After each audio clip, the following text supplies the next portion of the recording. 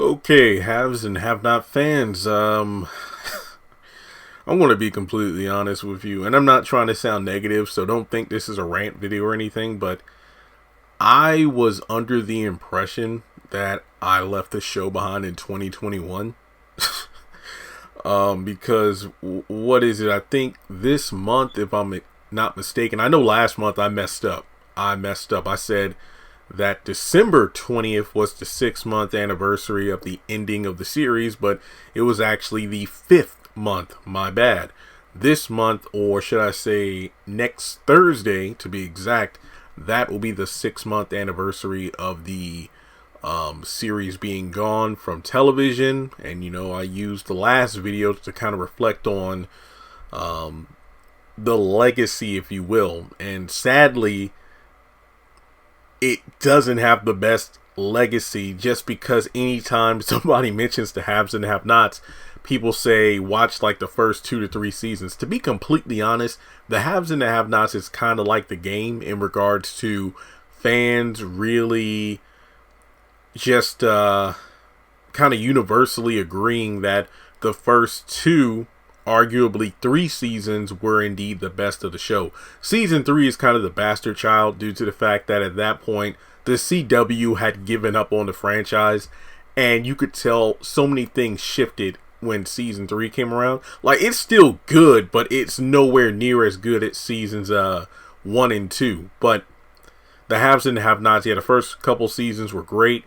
After that, kind of got to a little bit of a decline, and then boom, like Wile E. Coyote falling off. Like, what is it? Wile E. Coyote chasing the Roadrunner off of a cliff, and without realizing that there's no more ground for him to run on, he looks down and then plummets. That's kind of how the show went. Same thing with The Flash and so many other shows I watch on the side that I'm like, they started off great, but the endings just didn't do it for me. But you all know, if you've been on the channel long enough, and I don't even want to talk about this, but I probably will, because I still need to do my 2021 recap video. But thankfully, everybody in the house is no longer positive for that Rona, and I got my voice back. So yeah, that took me, I don't even know if I had it. I'm going to be completely honest. I just know I did not have a voice for 2 days, but I didn't have any other side effects or something. I don't know. But regardless, there were some videos I wanted to do at the end of 2021 or early 2022 talking about, here are the top videos, here were the stats, and I'll still do those things, but just not right now because I'm doing this video. And plus I have other content to cover. I still need to catch up on Ruthless. But more to the point, the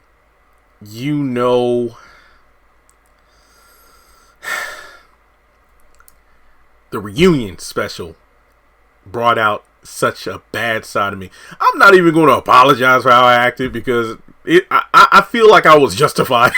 Look, I get it though. It's like, check out that, what was it, like an hour-long video? Was it 90? It was a long as hell video. I was ready to quit everything. Bump YouTube, bump the haves and the have-nots, bump OWN. I was done after not getting an invite to that damn reunion. But what I wanted to say is that people keep asking me, why don't you talk about the show anymore? Why don't you do the David voice? Because it's a thing of the past, and I feel like I've already exhausted everything that I could talk about the haves and the only time I even bring up the show on the channel now, when I'm doing like a sisters or an overview, or whenever the topic is relevant. Hey, Tyler Perry, when he did this episode of The Oval, there are some story beats that kind of reminded me of this thing from If Loving You Was Wrong, this thing from The Haves and the Have-Nots. You see what I'm saying? I only bring it up when it's relevant to a current show I'm reviewing. Now, when it comes to doing content, I got nothing. I'm tapped out. I've talked about everything. I don't even have the mindset of doing the rewatch I've said I would do like 30 times, but the whole, oh, well, let me go back and do reviews for the episodes that I never did reviews on because I was blogging at the time, like the first 60 something episodes. I forgot the exact number, but not to harp on this again. I'm not in the best of moods today, to be honest, but today marks 1 year since the day that I went to Clayton Homes in January of 2021. And if you know about what happened during that time, my parents came to Lynchburg. We went to a housing lot, looked at some houses. I picked one, put the deposit down, signed the paperwork, was waiting for mortgage approval. And I was like, oh, damn, my lease ends in June, but the way things are looking, I might be in my house by April. And now I went from a master bedroom in an apartment to my crappy childhood room in my parents' house, and I don't have the resources and all that I did when I was in my apartment. So I'm not able to record around the clock. I've been over this a bunch of times, but given that I have a limited amount of time I'm able to record per day, I'm not able to have that extra time to do the haves and have not rewatch. Hence why I quit watching it / reviewing some of these shows on the channel, because they really weren't making any ad revenue. But regardless, I might do it in the future. It's just not on my priority list, because Sisters is such a freaking beast on the channel right now. And I still wonder if Zatima is going to be as big, because it is on BET Plus. So I have many questions. But regardless, that's his own video. But the haves and have-nots.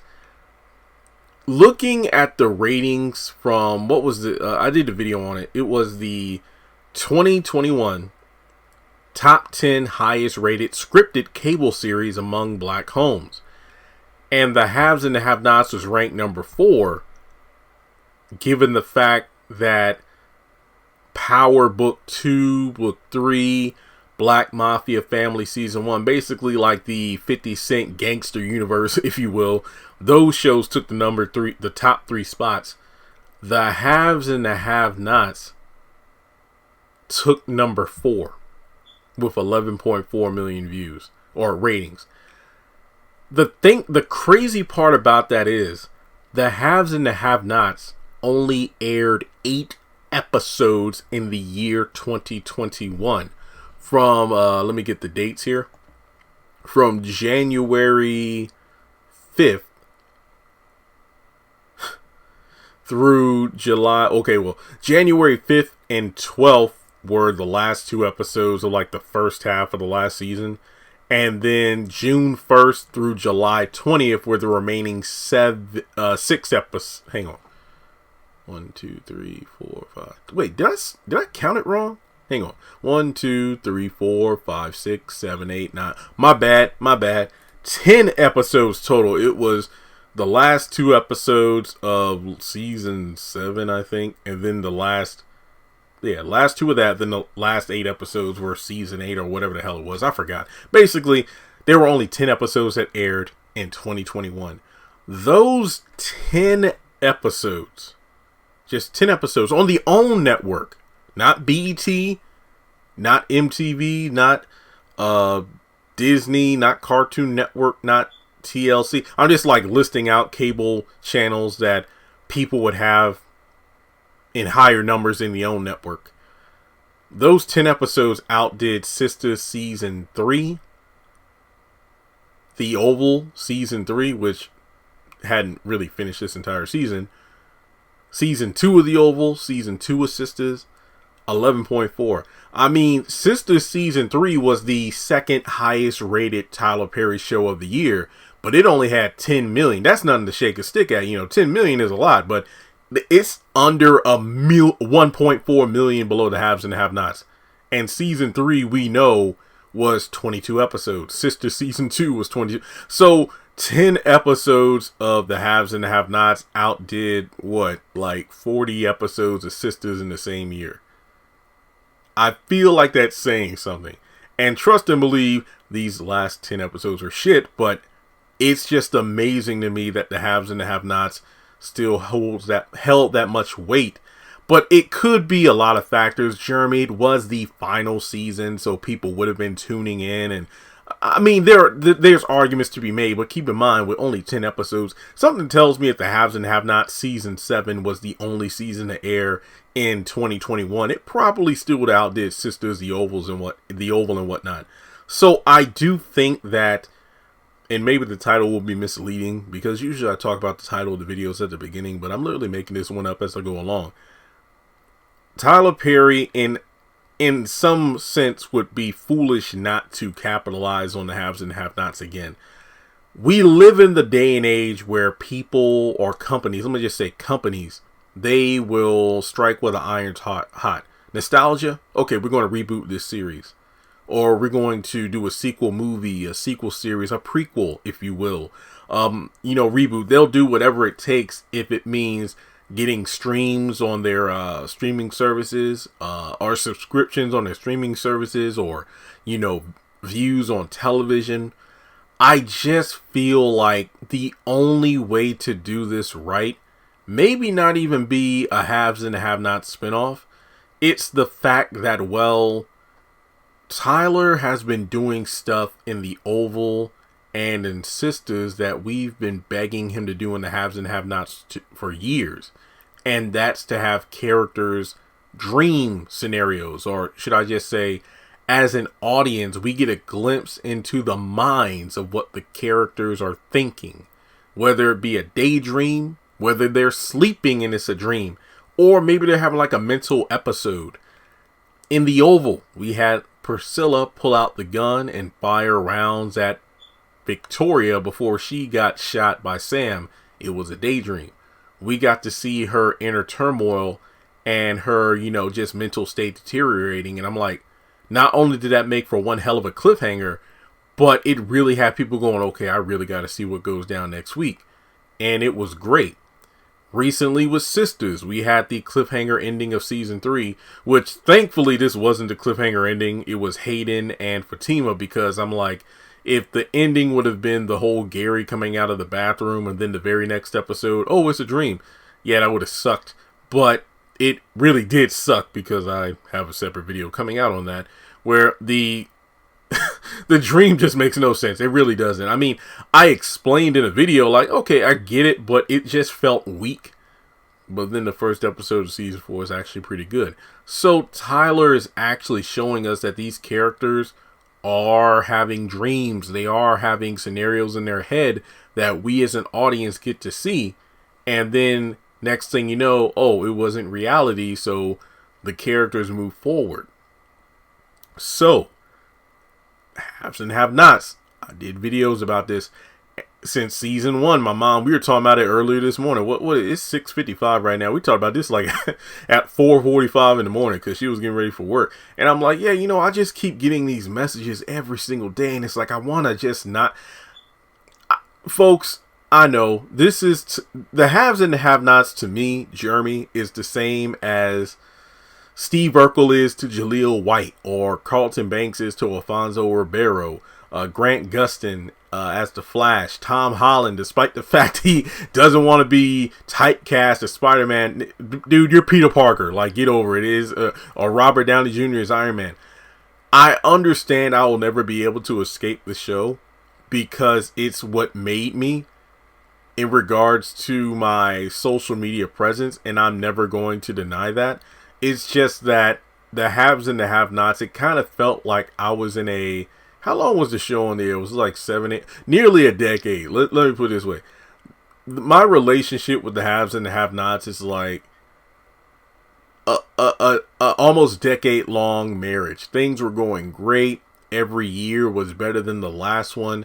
But then right around the time things came to a close, I found out that my wife, the show, was cheating on me, and we had a terrible ending.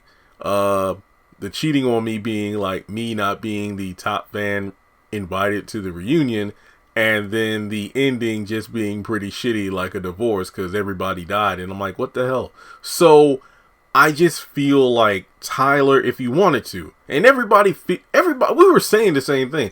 Yeah, Hannah probably had a nightmare or something. Like, there's no way everybody just dies like that, because if you go back, and I definitely don't suggest doing that, because I remember rewatching the episode December 20th in honor of the 6-month, remember, I thought it was the 6-month, not 5-month anniversary, and I'm like, yo, the first half still holds up. Like, the first half of the episode was great, but when everybody just started dying, I'm like, what the hell? So I just think that the cleanest way Tyler could bring the show back, outside of a spinoff, would just be to simply have somebody dream it, whether it be Catherine from season 1 with the breast cancer. But I think the easiest way to do it would just be to have somebody dream the events of like the last episode or maybe the last 3, and that just be Hannah. It would just be the cleanest way to do it. Hell, we even had a dream sequence in the show when in one of the last episodes, which never really built up to anything, when Veronica was having that wet dream about David, and then he rolls over and tells her, you know, I was in love with Hannah, and then Veronica just woke up, and we never got follow up on that. So it just seems like Tyler, if he wanted to, he could bring the show back. Aside from Sisters and The Oval, I think one of the best examples of Tyler Perry utilizing a character dreaming as a way to retcon a shitty show is House of Pain season 9. I forgot the episode, but basically Ella asked Curtis, what's wrong, Curtis? You were tossing and turning all night in your sleep. Well, baby, I had a dream that you and I, we moved down to Florida, and we were with my cousin Joanne, and I bought her a laundry mat and everything. Honey, that's a dream. Yeah, it was an awful dream. Tyler literally was telling the audience through the characters, hey, I realized I effed up. The Pains was a trash show. It's retcon. It never happened. Don't worry about it. Joanne is still in continuity, though, because her character was mentioned, so Joanne as a character is real. But in regards to the Pains, yeah, that should tell you right there, dude. Just no. So we know that Tyler isn't afraid to address, yeah, I kind of goofed up here. Let me just write it out of continuity. He could do the same for the haves and the have-nots if he wanted to. But with him eventually stepping down from his role doing everything at Tyler Perry Studios, and let's be honest here, as badly as some of us, and look, aside from the reunion and aside from the crappy finale, I can't sit here and say that I want the show back, because I feel like the healing is I mean, hell, it's almost been 6 months. I feel like the healing for me is kind of meant. I'm just focused on other things now. And I'm just thinking as a content creator on YouTube and a fan of these shows, I can kind of get into the mindset of Tyler Perry where he's focused on other things, man. I mean, look at even those Sisters in The Oval, despite pulling out all the stops in their seasons, they still couldn't top the haves and the have-nots, which only had a fraction of the episodes. Which could probably tell you that if he dumped Sisters and if the only show Tyler Perry was doing right now, and let's say he did it on Viacom, because let's be honest here, if the haves and the have-nots got over 11 million views on the OWN network, I'm pretty damn sure the show could possibly get 15 or more million on a network like BET, which a lot more people have than the OWN network. I will be so bold to say it might have even taken the #1 spot over Power Book 2 with over 17.5 million. Because I remember Chandler and I, and there's so many other people, we would talk about this all the time, either off camera or, on live, or either on off camera on chat or on camera on Instagram or whatever, and talk about how if he brought the show to like BET, the haves and the have-nots would kill it. I dare say, and I'll say, I'll throw another dare out here. If he played the reruns, it will probably murder The Oval. It will probably murder Sisters. If Tyler took like maybe the first 2 seasons of the show, put them on BET, just to let them play, like, hey, we're going to give you an episode per week or something like that, or change it up. Since the show's already done, let's switch it up. Why not 1 episode, like 5 episodes per week? So it'll be like the daytime soap that everybody wanted it to be, like it when the haves and have-nots came out, the description was it's a daytime soap at night, and we know like General Hospital and all the other shows are 5 episodes per week. So the show itself, how many episodes was it? It was like at 196. I'm pretty sure if Tyler Perry and Viacom talked about it, they could work something out. Now, I'm not going to lie, though. Maybe daytime isn't the best time. Maybe night. I think night would get the most views. But then again, given the world we live in right now, with a lot more people working from home not working at all, television. I feel like the haves and the have-nots, whether it's put on during the daytime or at night, it would just destroy the ratings. And keep in mind, I'm talking airing the first few seasons when the show was at its best.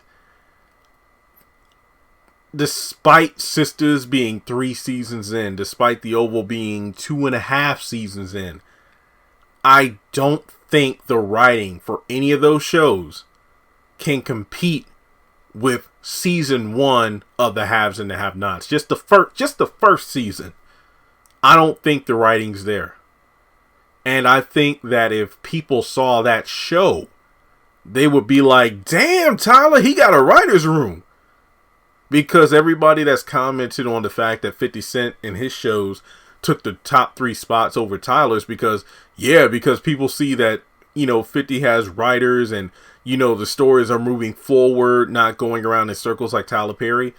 It says and shows a lot. So I honestly feel like the haves and the have-nots, if it were to be brought back, and spoiler alert, if for whatever reason you have not seen or read anything or watched any videos about the new Spider-Man film, look how crazy people are going about, hey, we need another Tobey Spider movie. Give us Spider-Man 4. Give us the Amazing Spider-Man 3 with Andrew Garfield.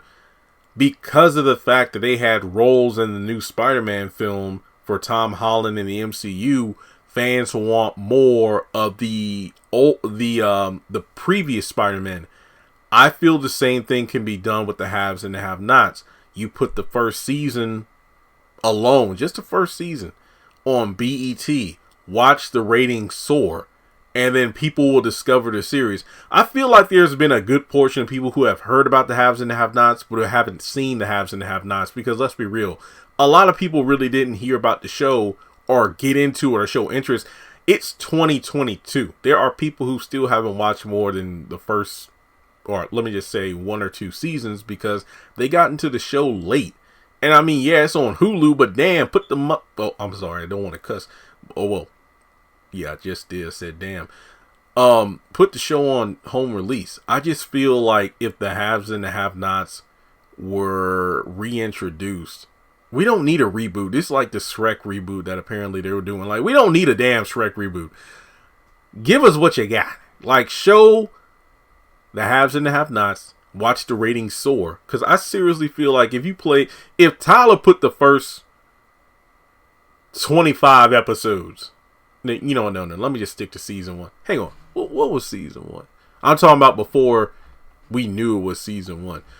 Episodes 1 through 36. Basically, the big surprise to checkmate. The first episode to when Amanda got shot. Put those on BET. Bet money the ratings would outdo Sisters and The Oval. Zatima is a BET Plus series coming out. I'm pretty sure it's going to get high numbers, but I don't think it's going to. Oh yeah, that's right. The highest rated scripted cable series. I think the haves and the have-nots would take it. No contest.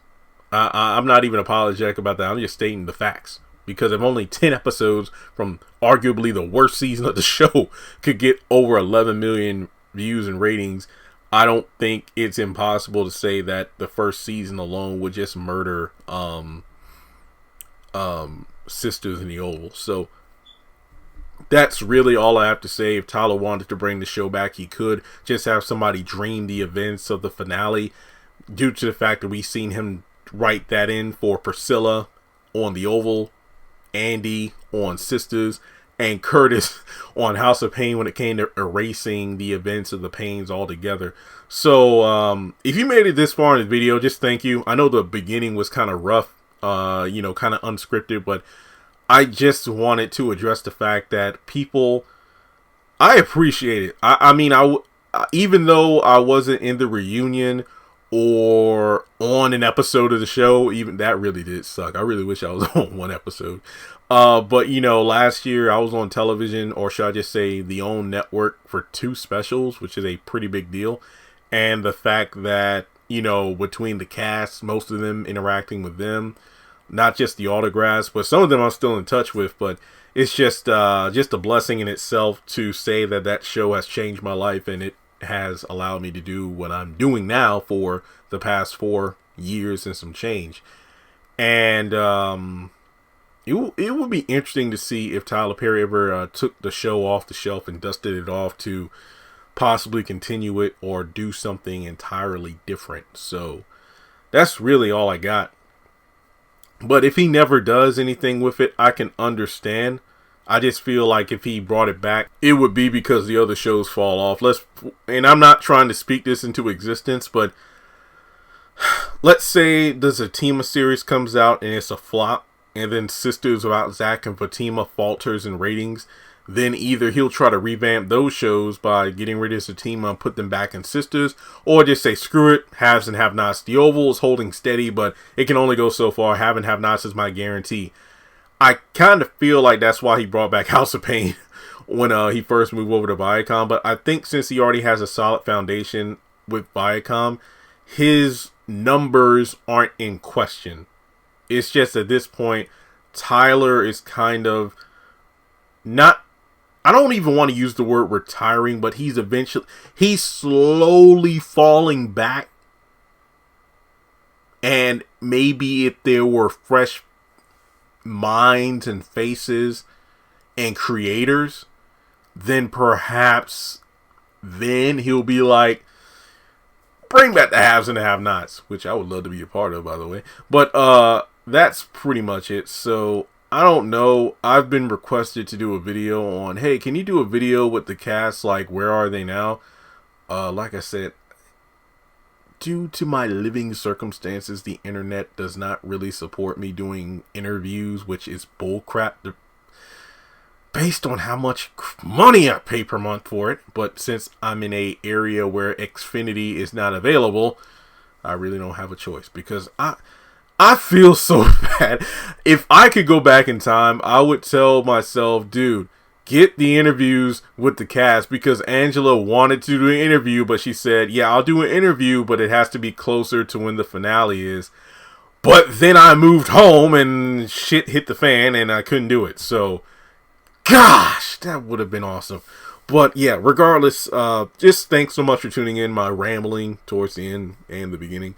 Let me know your thoughts. Do you think the haves and the have-nots should come back in any form or capacity to give us a proper conclusion? Should it get us, like if Loving You was wrong? Oh boy, man, that's a whole nother subject in itself.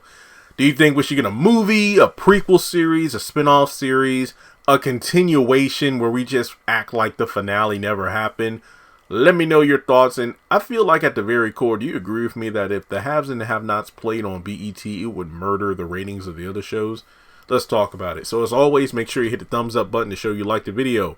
Hit subscribe, that way you don't miss out on any content, and we close in on 200,000 subscribers. Along with that, hit the bell icon and select all. Follow me on social media, links are in the description, and if you would like to donate to the channel, feel free to do so on PayPal or Cash App.